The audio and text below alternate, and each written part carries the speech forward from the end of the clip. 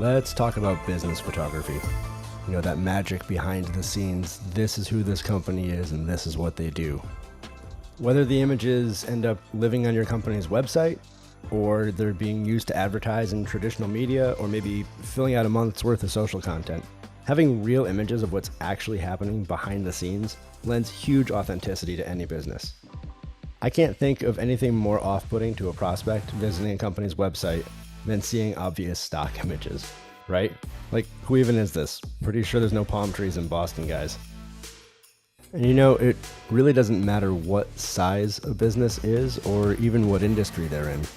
I love shooting behind the scenes images for literally any business, from large legal firms to, right down to the solo handyman in his pickup truck. I have yet to meet any business that couldn't benefit from improved photography. How much direction do I give? Oh man, none? Well, it's not that I don't give some guidance, but I'm not the guy who's going to tell you to stand by the window with the blue wrench and look over your shoulder while you sip from your water bottle. You get it. The whole point is to be real. Customers can smell a fake, posed image, a mile away. I get so much better results just being a fly on the wall and capturing real projects and real people, real interactions. Just do what you do and let me worry about making it look amazing. When people are doing what they love, it shows, and it's better than a pose shot 10 times out of 10.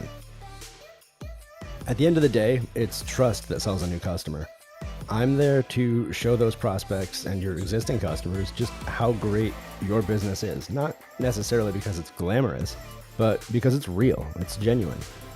This is the person who's working for you. Look at how they do it. Look how much they love what they do. Look at this quality. People see that and they want a piece of it for themselves.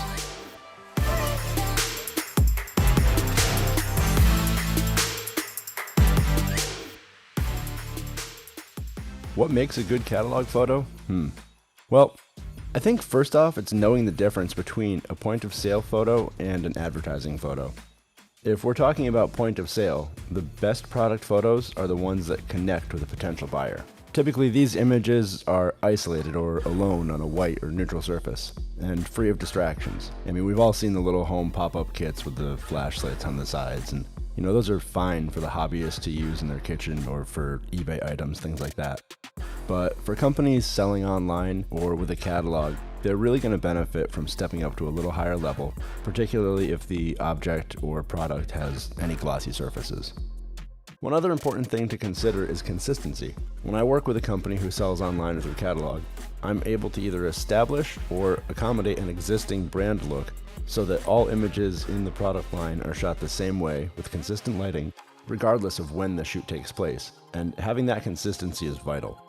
Imagine holding a big brand name catalog and seeing all the images on the page lit just a little differently. Even if you didn't notice it right away, something in your subconscious would be rejecting all of the items out of the chaos.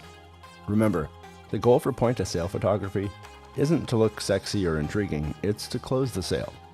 At this point, your customer's already, quote, in the store, even if it's a catalog or a website, so you're done trying to be mysterious. The goal now is to create the same connection between product and customer that they would experience when holding the object in real life, and that's no small task.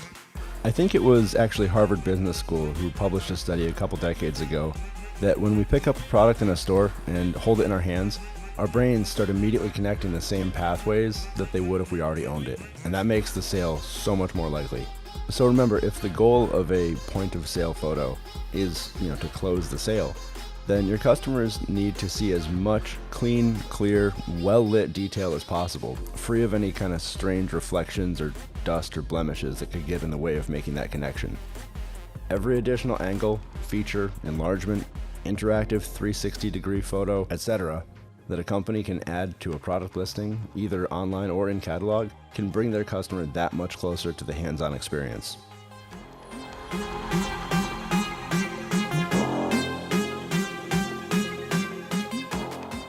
What is my favorite type of product photo?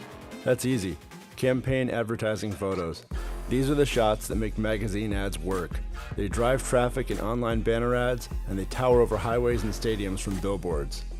These photos are the pinnacle of creativity in the world of product photography and command some of the broadest reaching, top of funnel uses to both hook the attention of new audiences and recapture existing customers.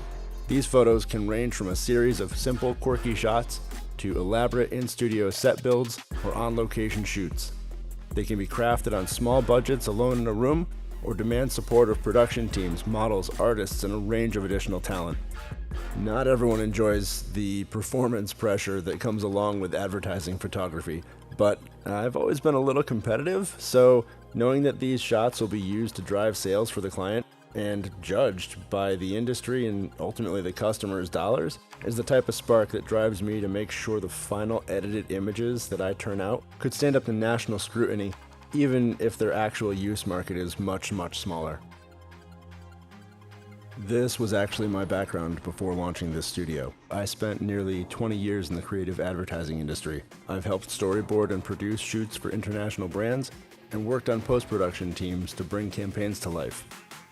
That background allows me to work either on my own directly with a brand or in collaboration with an ad agency or in-house creative director, and to approach the camera and post-production work with a unique perspective. I really love the wide range of challenges that each product and brand provides, and it's really rewarding to both bring these campaigns to life and then to see my work drive interest back to that product in the various ad campaign platforms.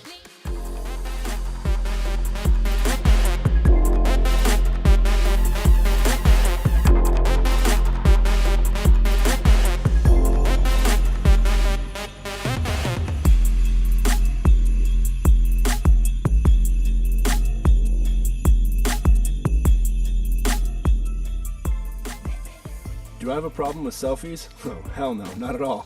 They make me look amazing. And not that I take a mean selfie, it's more that when my clients show up online amidst their competition, they stand out of the crowd at first glance. Headshots have always been one of my favorite photos to create because people are fascinating. I love the first few minutes of each session where I get to learn where a new client is in their career and where they want to go with this new shot. We may even look at some style samples online. Once we have that established, then we can head out to the studio and make it happen. Most of us have been told at some point in our life that we only get one first impression. And that used to mean a warm smile, solid eye contact, and a firm handshake.